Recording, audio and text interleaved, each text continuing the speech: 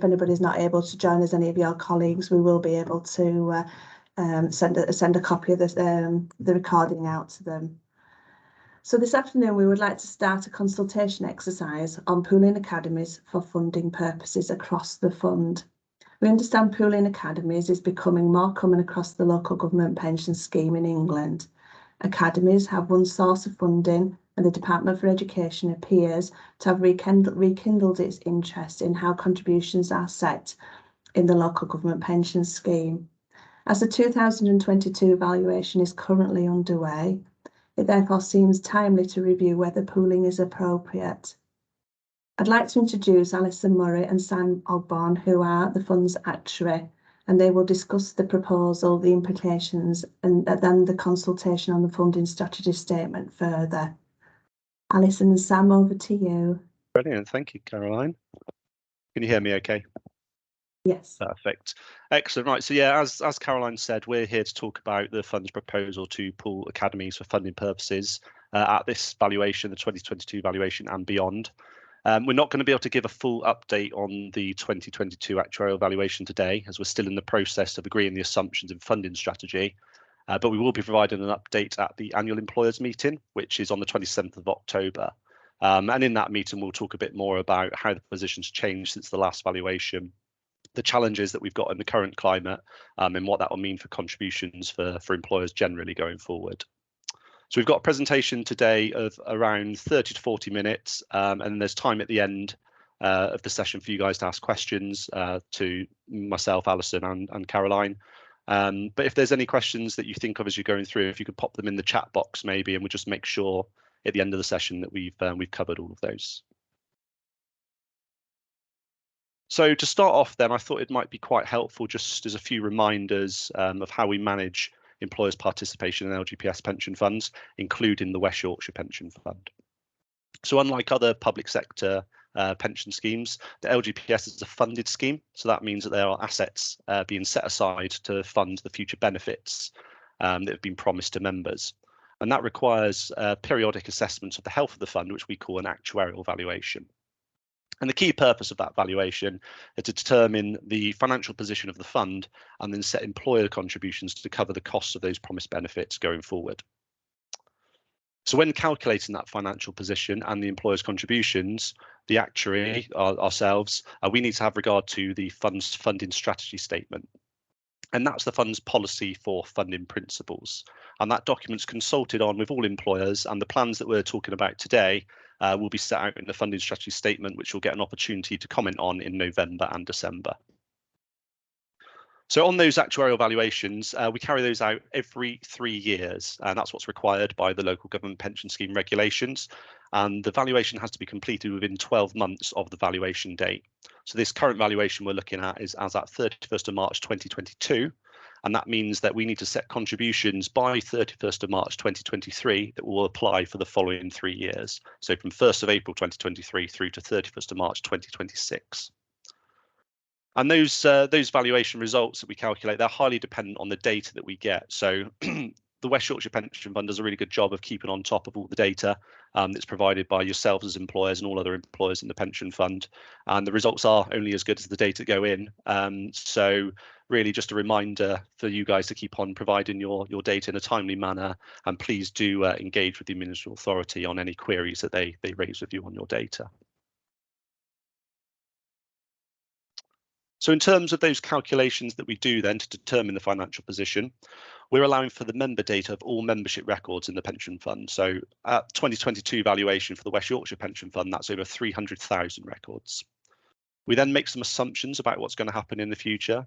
And many of those assumptions are derived based on an analysis of the fund's membership and how prudent the fund wants to be in terms of how much investment return it wants to pre-bank when setting contributions for employers.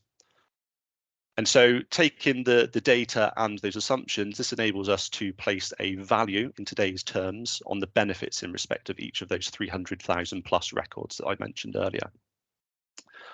So we do all those calculations, then we can break that down into employer level based on which employer employs each of the membership records.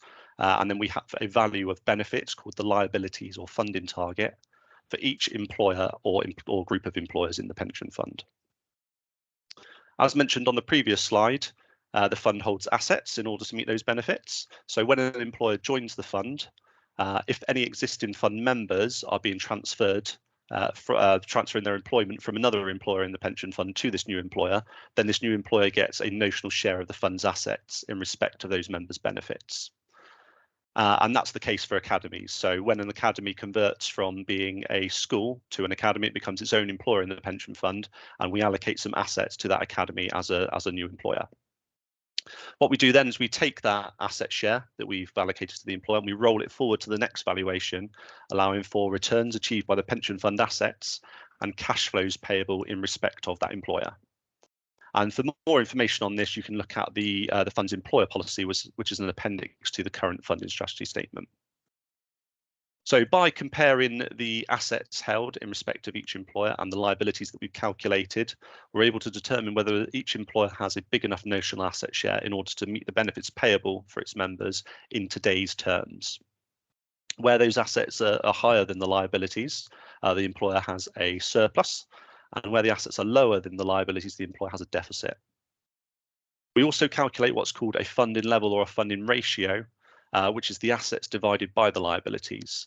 And our target scenario, like our ideal position we're trying to get to, is a situation where the assets equal the liabilities. So there's no surplus, no deficit, and the funding level is equal to 100%. So all of those things I've just talked about, they cover what's happened in the past and the benefits already earned. But we also, as part of our calculations, need to calculate how much it's going to cost for the benefits that we know are going to be earned in the future based on the current membership in the pension fund. And so we work that out as part of those calculations, and then each employer gets a contribution rate called a primary contribution rate, which is going to cover the cost of those new benefits arising in future. Where there's a surplus or a deficit, an adjustment is made to that primary contribution rate in order to remove the surplus or the deficit and get back to that target position I mentioned of 100% funding where there's no deficit and no surplus.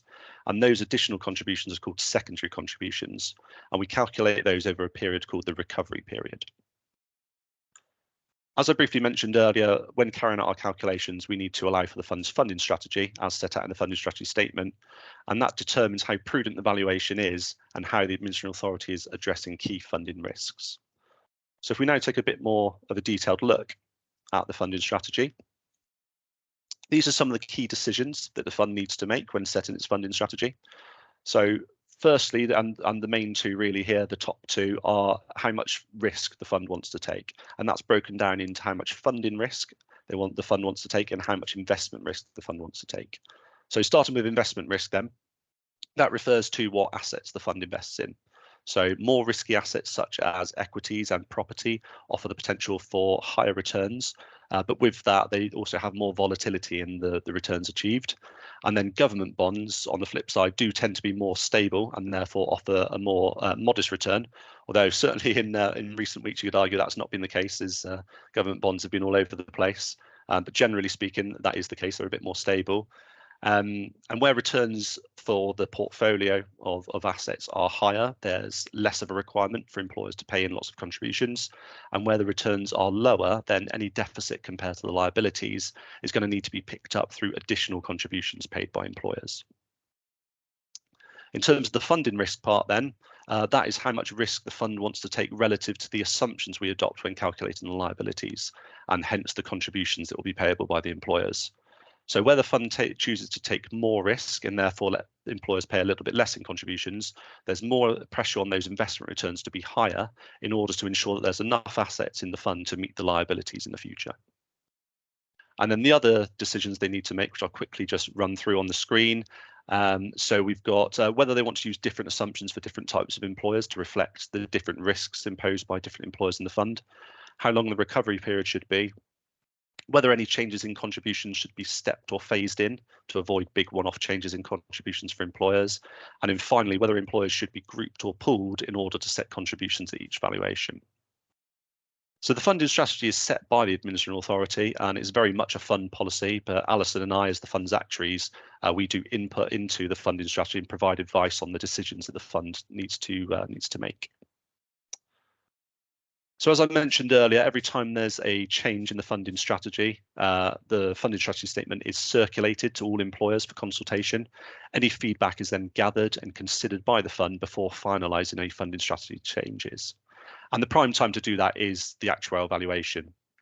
That's the main time when the fund's looking to make changes to the funding strategy, as we reflect on what's happened since the last valuation, how current market conditions are looking, when setting the contributions, and then also if any changes in the risk that the fund is taking need to be adjusted in order to maintain stability of contributions for employers, which is the fund's main goal.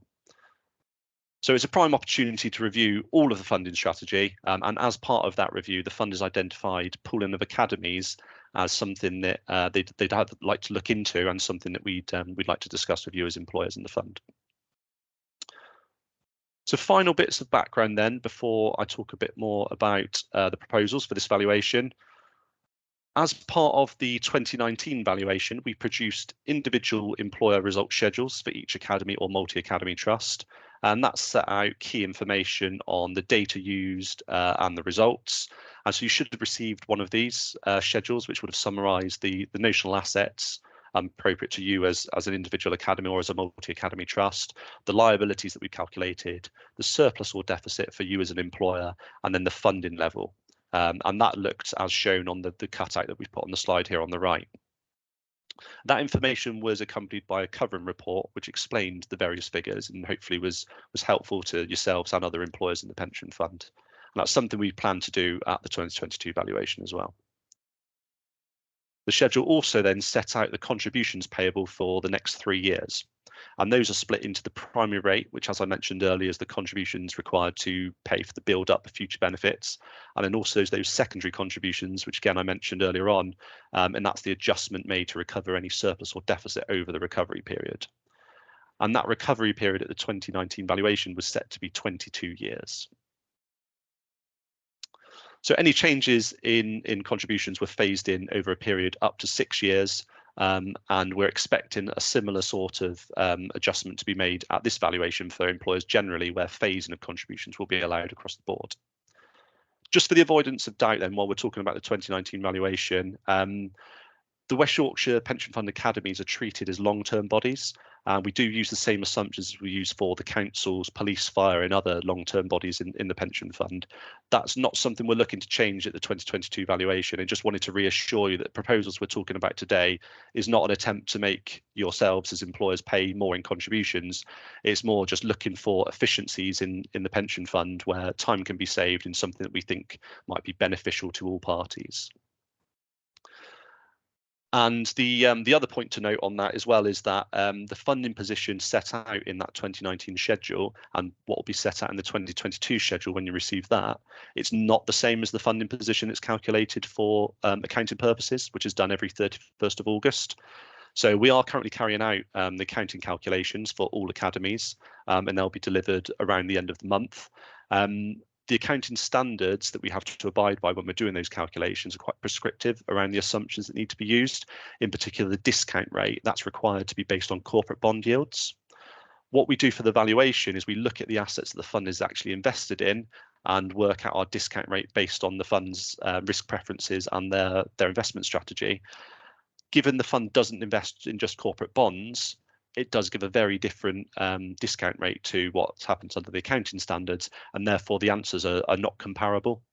Add on to that, obviously the valuation's done at 31st of March and the accounting calculations are 31st of August. So just really wanted to just highlight that as we're going through this now, that you will soon be receiving a schedule for your accounting that is not going to be the same as this valuation schedule, and you will get something different that will tell you what contributions you need to pay going forward and what your liabilities and assets are on the funding basis. Okay, so talking about pooling then, what does pooling mean? So in short, it's sharing of experience. By experience, we mean items that can cause an increase or a decrease in liabilities and or contribution rates over the valuation period. And it's sharing that experience between a group of employers.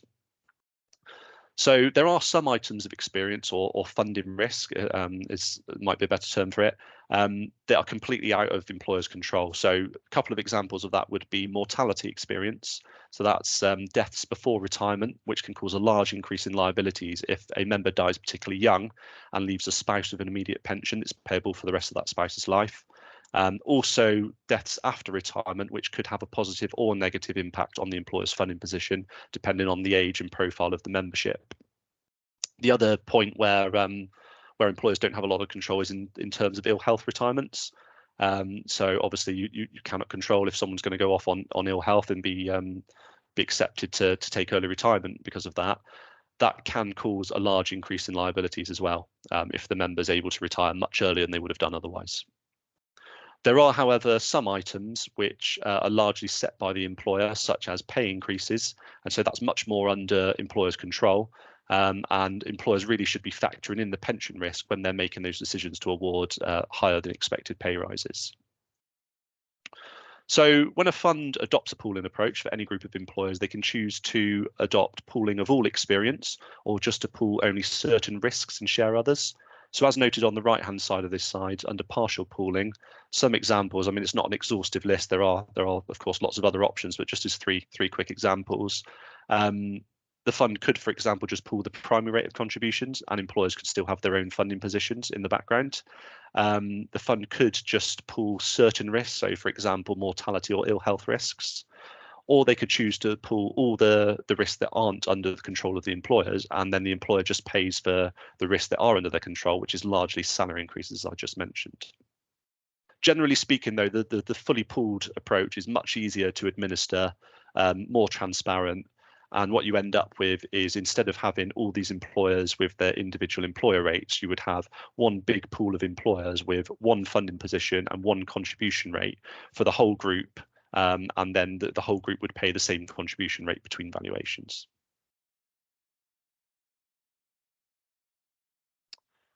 So from a general point of view, and we'll come on to a few more West Yorkshire Pension Fund specifics in a minute, but the main sort of rationale for pooling is threefold.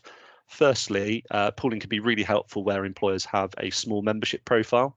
And therefore they can experience really big changes in liabilities and hence contributions due to experience relating to just one or a handful of members. So for example, if you were an employer with only five members and one of those members either died in service or had an ill health retirement quite early in their lifetime, that's going to lead to a massive increase in liabilities relative to you as an employer.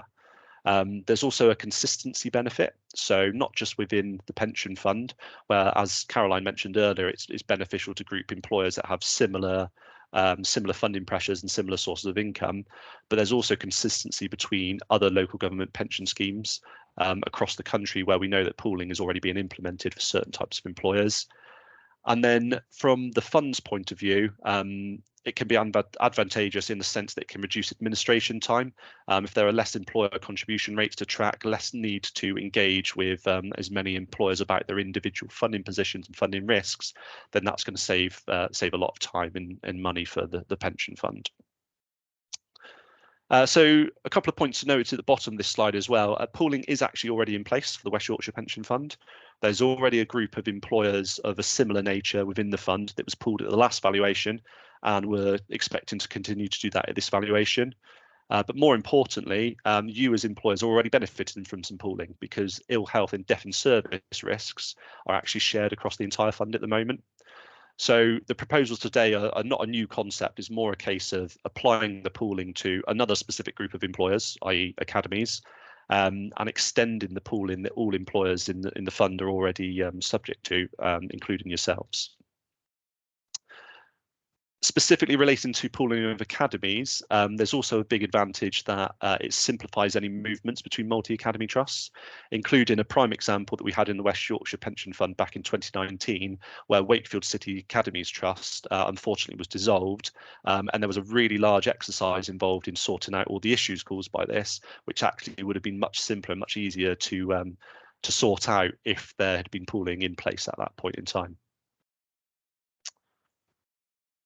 So we've not managed to get everyone the sort of the Academies profile in the fund on this call today. As Caroline mentioned, this is being recorded and so will be shared with all Academy employers. But there are a huge number of academies within the West Yorkshire Pension Fund. So some stats from the 2019 valuation on the left, there are 189 individual academies, and some of those were grouped for funding purposes.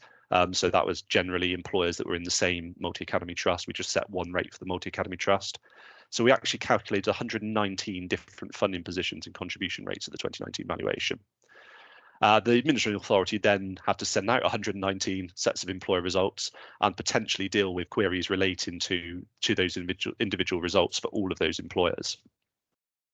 So that represented around 39% of all the contribution rates and funding positions that we calculated at the 2019 valuation. But actually those academies and multi-academy trusts only accounted for around 3% notionally of the fund's assets and 6% of the fund's membership. So proportionately a very large amount of work for these employers. We're now 3 years on and more schools who were previously under local authority control are converting to academy status and therefore becoming individual employers in the West Yorkshire Pension Fund and could require their own contribution rates, their own funding position.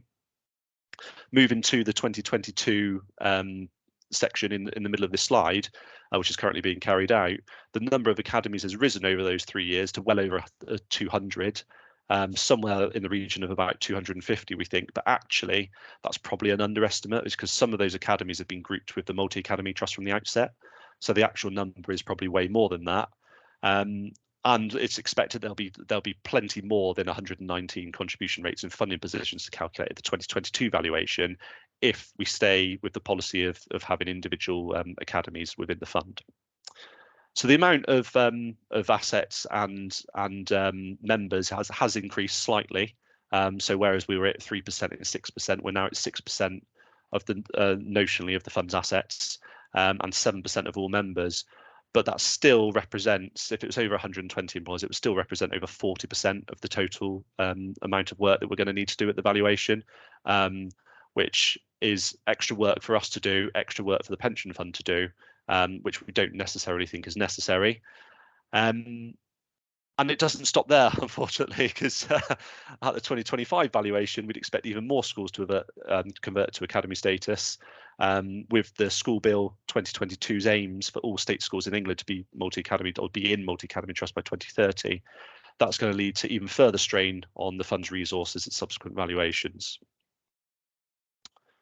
So with that background then, the proposal at this valuation, which you may have already figured out from what I've been saying, is the fund would like to pool all funding risk for all academies by creating an academy pool at this valuation. And so what that would mean is that the funding position for all academies is aggregated and one contribution rate is paid by all academies in the pension fund.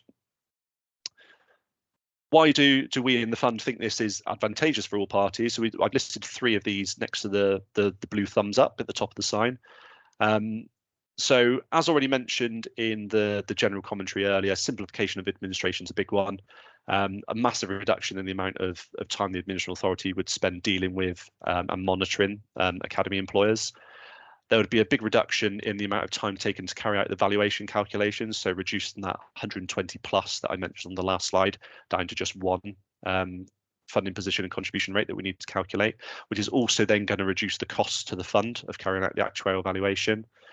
And from your point of view, greater consistency of contributions from valuation to valuation, but also greater consistency of what's happening in the wider LGPS pensions world, where this pooling is already occurring or is already being introduced as part of the 2022 valuations. A couple more points to note on that is that the Department for Education has started regular engagement with the Scheme Advisory Board. I think Caroline's already mentioned this briefly earlier. So the Scheme Advisory Board have the function of providing advice to administrative authorities and local pension boards in relation to their management of the local government pension scheme. So they're looking at how to make that the most effective and the most efficient. And then we also have the Government Actuaries Department who carry out a 3-yearly review to look for consistency of policies between the different local government pension schemes. And we're expecting them to comment on the treatment of academies in their review of the 2022 valuations. So we know those conversations are happening. We don't know what the outcome of those is going to be, And to the extent that the West Yorkshire Pension Fund is proposing this change, they are influencing those conversations to a certain extent because it's another big fund who's looking to make this change. But the general sense across the local pension scheme space in England is that the increasing number of academies combined with all those issues that I talked about earlier, there's a big chance that there could be some recommendation or even an enforcement of pooling of academies in the future. So by doing this now, it might be that the West Yorkshire Pension Fund is ahead of the curve. Final point on this slide is that it's not just, sorry, I'll reword that. The final point is that the fund hasn't just considered the upside of this, which are the three things I've just mentioned. We have carried out a detailed review of what this would mean to employers. So it's important that we talk about what the downside could be as part of the pooling. So the main drawback really is that as part of pooling, and this is with any pooling, not just yourselves as academy employers in the fund, there are going to be some who benefit from the pooling arrangement in terms of paying lower contributions than they're currently paying, but there are going to be some who see an increase in contributions. The pooling is the result of the whole of the group, so it's sort of an aggregate figure. So in order for it to be an aggregate, there must be some that are higher and lower at this point in time. So there will be some benefiting from it and some not so much. But obviously the fund and ourselves as the fund actuaries believe that the benefits of pooling do outweigh this drawback. So the 2019 valuation, there were a wide range of results, both in terms of funding position and contribution rate for academies and multi-academy trusts. And I'll talk about the numbers in a second on the next slide. But I thought it might just be worth talking about why that might be. So there's 5 things listed on the slides here. I'm going to start with date joined the academy date the academy joined the fund in the top left. So the date the academy joined the fund, as I mentioned earlier, is the date that the school converted to academy status. The key point here on the date of joining is that market conditions can change greatly over time, and the fund also reviews its funding strategy every 3 years as part of the valuation, as I've already mentioned. Academies are given a share of the notional assets in respect of the local education authority at their commencement date, and that's subject to a cap of 100% of the calculated liabilities at that point. Depending on when the academy converts, they could be just unlucky or unlucky in terms of their timing. And so their position at the next valuation could be better or worse than at the commencement date, purely just by luck in terms of whether markets were on the way up or on the way down when they joined the fund. Also, those decisions on the changes in funding strategy, they're generally made by looking at what happened at the last valuation and looking at the difference 3 years ago to now. And that's because the fund is looking for broad stability of contributions where possible, as I mentioned earlier. So if markets have been particularly volatile between the 2 valuation dates, any change in funding strategy could have a different impact on academies who converted between the 2 valuations that weren't there at the last valuation. It's not possible really for the fund to take into account the results of the last valuation and for every employer that's joined in between. So as a result of those 2 things, just by pure luck, really, in terms of when the academy joins, they could end up in a much better funding position than another employer in the fund. If we work around the slide clockwise, then outsourcing activity is another one. So this relates to where an academy or a multi-academy trust lets a contract to a private sector contractor. So, for example, for cleaning or catering services. This is quite common, so it's something that that all of you should note. This can impact on the funding position for the same reasons as the date of joining, just being lucky or unlucky in terms of market conditions at the point that it happened. But it also impacts on the membership profile of the academy, which I'll come on to shortly. It is a less of an issue, though, at the moment, because as you'll hopefully be aware, the fund's been operating a pass-through type approach for small outsourcings in the last couple of years. So generally speaking, that means that any outsourcings are then grouped with the individual academy going forward, so shouldn't be impacting on the membership profile too much. Contributions paid by the academy or multi-academy trust.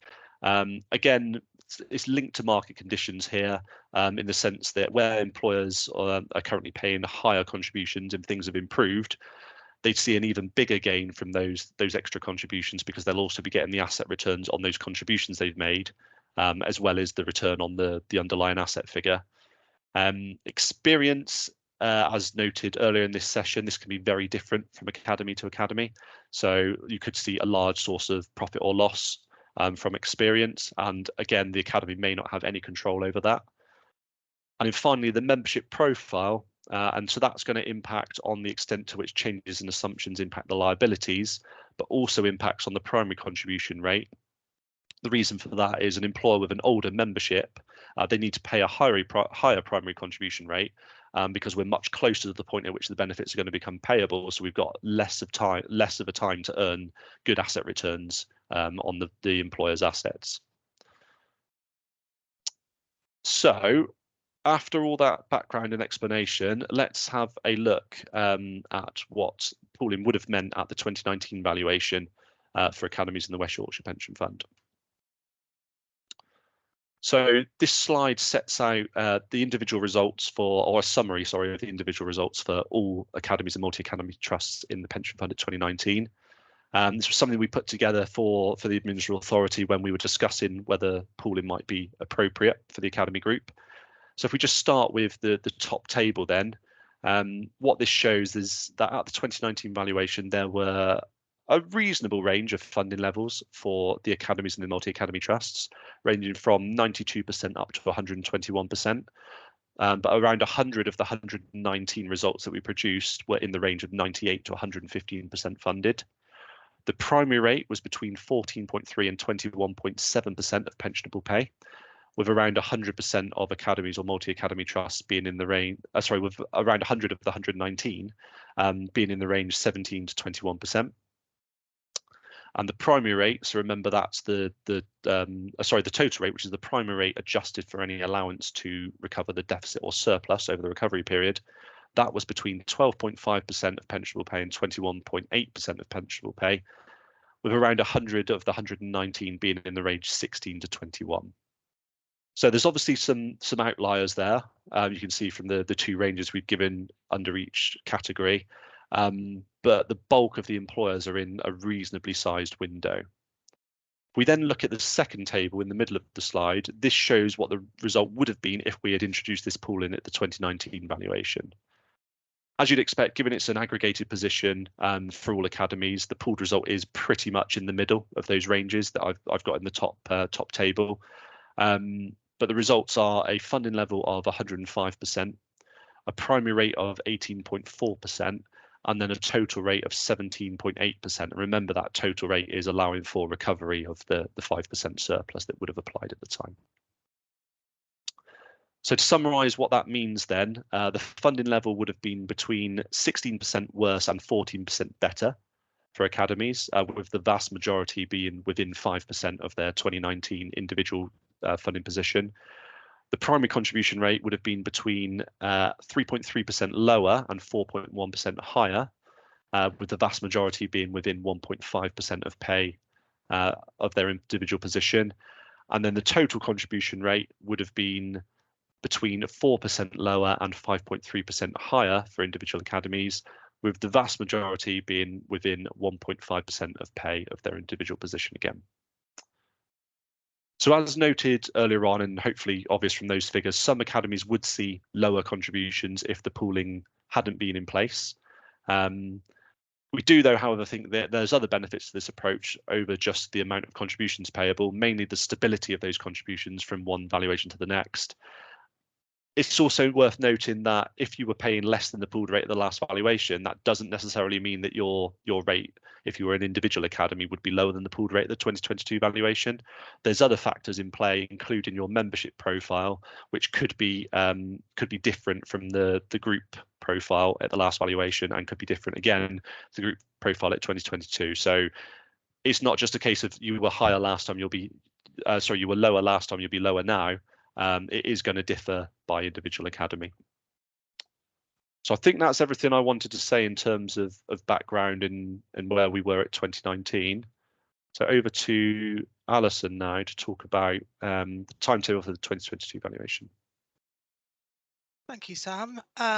So in terms of where we are as regards the valuation, we have run some initial numbers for the fund as a whole, and we discussed those with the sort of valuation subgroup key officers and also members of the Joint Advisory Group a couple of weeks ago.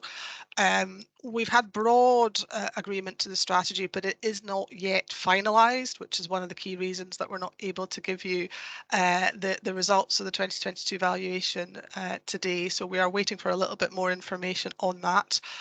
We're hoping to have that very soon because, as Sam's already mentioned, the annual employer meeting is next week on the 27th of October. And that's the meeting at which we would then sort of disseminate the key elements of the strategy, the overriding principles, to employers and give them a broad indication of direction of travel. Shortly thereafter, the consultation on the funding strategy statement will then be issued. And that is obviously employers, including yourselves, opportunity to come back with any comments or feedback on that strategy.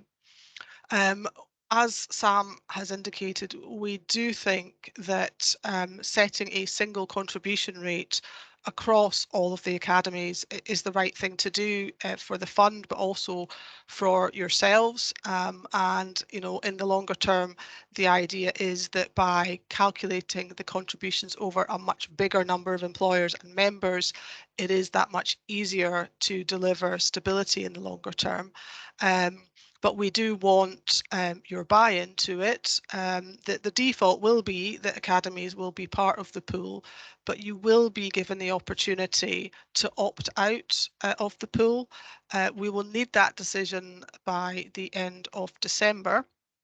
And for the avoidance of doubt, it is not the intention to provide you with the pooled results and your individual results before the end of December, because what we don't want is, you know, people choosing, oh well, actually it's better for me to be out of the pool this time, and trying to then constantly sort of play that game. I'm not saying that you would, but clearly we're very keen to avoid that. So you will be given the opportunity to opt out, and it will only be if you have opted out that you will then be provided with the individual contribution rate for your academy or multi-academy trusts.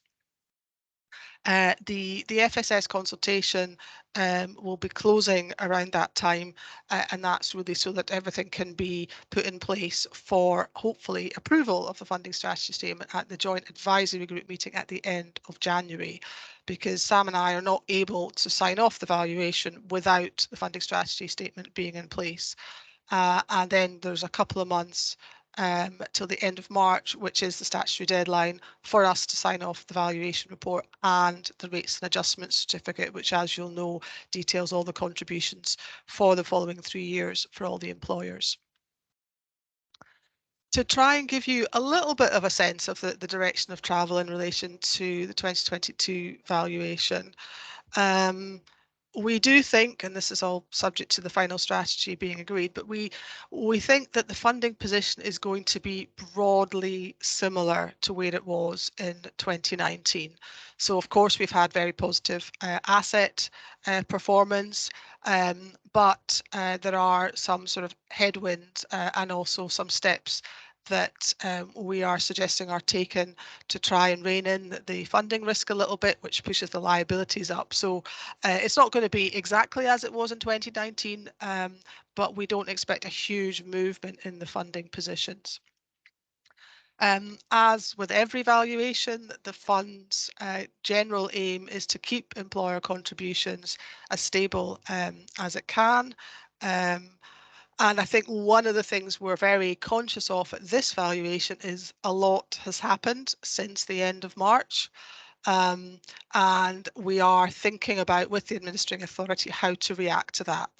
And just for the avoidance of doubt, I know there has been a huge amount of press coverage about what's happening in the gilt market. And there was, you know, when the Bank of England first intervened after the mini budget, that was all because pension funds were going to become insolvent, etc., etc. Just to be clear, and I hope you're already aware of this, and I know the fund has been reassuring members, that concern in relation to pension funds was those principally in the private sector, who do tend to invest very heavily in gilts, and they have strategies in place which also leverage those positions. And it was that then that led to the not close to meltdown. I think perhaps it's been exaggerated, but there were certainly difficulties in the private sector. None of that really affected the West Yorkshire Pension Fund or most local government pension funds. When I talk about difficult market conditions since the end of March, I'm really talking about what's happened to the equity markets. They have fallen back quite a bit. The fund does invest quite materially in equities. That is its long-term strategy, because over the longer term, equities do tend to outperform other assets, and that's what keeps your contributions more affordable. There are, of course, then kind of ups and downs in that. The end of March was a very positive position, less so more recently. And the reason I'm saying all of that is that, you know, to the extent there might be a surplus at the end of March, we need to bear in mind that surplus may no longer exist because of asset falls since then. So these are some of the things that we are thinking about in relation to how we set contributions from next April. And the other elephant in the room as regards the fund is, of course, inflation, and the fact that we'll know quite soon the end September CPI inflation rate will determine what pension increases will be next April. It's perfectly possible that could be double digits. And again, that's something that we need to think about. But as Sam had mentioned, just to be clear, the approach that we'll be taking to set your contributions as a group will be similar, other than the pooling, to the approach that we take for all the long-term secure tax raising effectively bodies like the councils and police and fire. So any mechanisms that are in place will apply equally to the Academies group and the other employers that are of a similar nature. I think the last point really just to make on this slide is that, of course, whilst the overall aim of the fund is for stability of contributions, as Sam has indicated, because we are implementing a new approach, this new pooling mechanism for all of you, that of itself could lead to a step change in the sort of target level of contributions, because what we want to do is harmonise your contributions so we get to the point where you are all paying the same rate, and that rate then can be quite stable going forward. So there will be a transition as we move from the current approach to the contributions based on a pooled approach. And we will, once we see what the numbers look like, there will be a proposal to step those changes over time so that you're not impacted by a one-off step up or down. And further details on that will be available in due course once we have those numbers. So if we could move on, Sam. I've been looking in the chat, haven't seen any questions so far. Obviously, there is an opportunity for you to ask questions. This is very much intended to try and help you understand what it is we're proposing to do, and so that you can then ask questions. But, you know, Sam and I had a little bit of a chat, and we came up with one or two things that you might be interested in. So firstly, do you have to accept this proposal of pooling? No, you don't. We do feel quite strongly that it's a good idea. Otherwise, clearly, we wouldn't be recommending it to you. But you will have the opportunity, as I mentioned, to opt out and say that you don't want to be part of the pool. Of course, that decision may at some point be taken out of your hands if, and it is if at this stage, if there is mandatory pooling required for academies. And we know that the Department for Education, as Sam mentioned, is very interested in how contributions are set for academies within the local government pension scheme.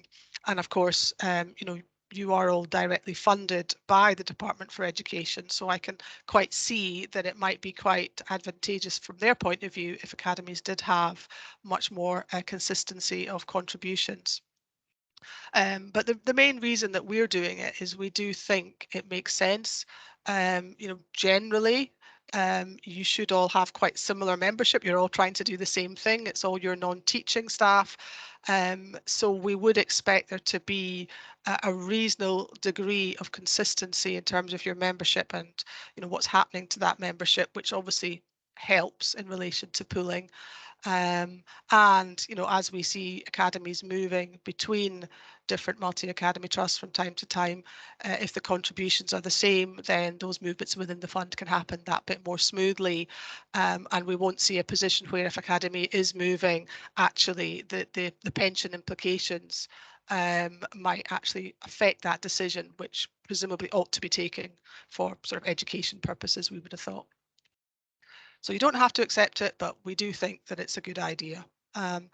In terms of what will be different, already covered this hopefully, but there will be a sort of target contribution rate calculated across the pool, across all the academies as a whole, that will be advised to you, and there will be then this phasing in, taking you from where you are now to that pooled rate over time.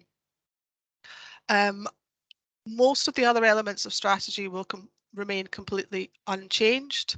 Sam has already mentioned that accounting figures are, of course, quite different to the figures that we will be calculating as part of the valuation. I think one thing to note is that the accounting figures that are being produced at the moment are based on the 2019 valuation, sort of rolled forward to the end of August. When we do the accounting figures for you all next year, they will be based on the grouped position, or your share of the grouped position at the end of March 2022 rolled forward to August 2023. So you may see a sort of step change in the assets allocated to you as part of that accounting position. But to be fair, we have in other cases, in other funds, implemented pooling, and the auditors have been quite accepting of that sort of step change. I just mention it just because I think it's something that's important that you're aware of. And whilst, as I mentioned, one of the key reasons for pooling is we do think that there should be quite a lot of similarities in terms of your experience and your membership, and things like pay increases, we'd imagine, should be reasonably similar. We also, certainly from the experience that we've seen, have seen quite a lot of similarities when there has been outsourcing. It tends to be quite small cleaning or catering contracts, quite short term, and they have tended to be on a pass-through basis. So this pooling should not affect that kind of activity. But one of the things, and we'll think about the wording on this for the funding strategy statement, but we do want to make sure that the choices or decisions made by individual academies or multi-academy trusts don't adversely affect the group as a whole. So we will be keeping an eye out over time if there is, for example, a very material outsourcing, or if the experience of a particular academy is very different to the group as a whole. And we will sort of retain the right to make adjustments if we think that's necessary. To be honest, we don't think it will be, but we do think it's important just to have that sort of fail-safe, if you like, just in case. And I thought I saw a question actually pop up, but it's disappeared now. I don't know if anyone else can see that. Perhaps not. Alison, the question is, if I don't opt in now and want to opt in at a later date, do you have to wait 3 years? I think yes is going to be the answer to that. I think simply because we don't want people to try and game the system, if you like. We'd like it to be part of a valuation decision. So we can't have academies coming in and out during the intervaluation period.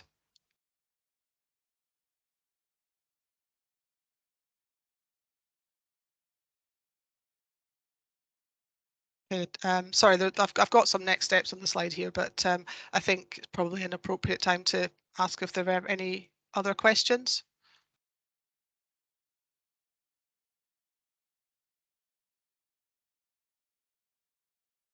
No questions coming through on the chat.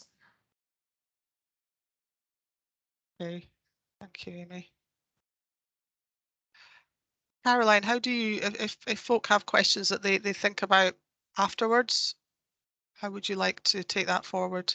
Yeah, if they want to email me or Amy, who sent the invite out for today, and we can consider them and kind of either answer them or forward them on to yourselves for some guidance. That's great. We're happy to take questions, as I think the next things you're going to cover is the consultation period that we're wanting to undertake on the funding strategy statement, which hopefully we're going to be able to send out sometime early November. We'll run up really up until the end of December. So we're happy to take questions all the way through that period as well. We have just had another question come in, Alison. So if we pooled this year, what would the rate have been? Very good question, and that is, I think, the number that we will be sending out hopefully next month, mid to late next month, once the strategy's all been agreed. We will provide all the academies with the pooled contribution rate, so that you can see what that looks like. And then, as I say, you will be sort of asked to confirm if you want to opt out. I think if you don't respond, the assumption will be that you're in the pool, but we will provide that pooled rate based on the 2022 valuation results. Okay. And then another follow-up question. If we opt in, does that mean we will not need to pay for the cost of the actuary? Ooh. I wonder if that's a confusion between the funding and the accounting.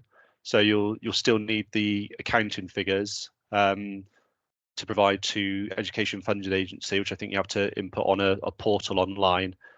So those calculations will still need to be carried out. This is just, we won't be producing an individual funding position for you if you're in the pool.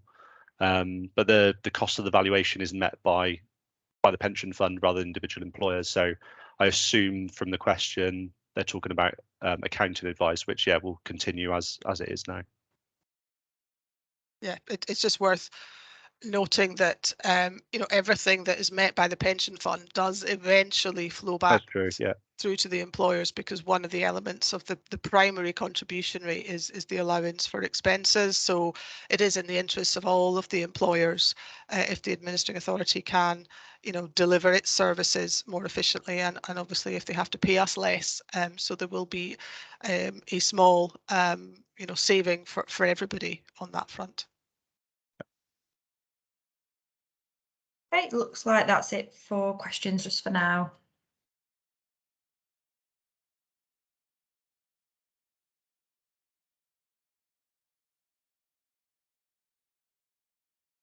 Okay, thank you very much, Sam and Alison, for your support this afternoon, and thank you everybody that's attended.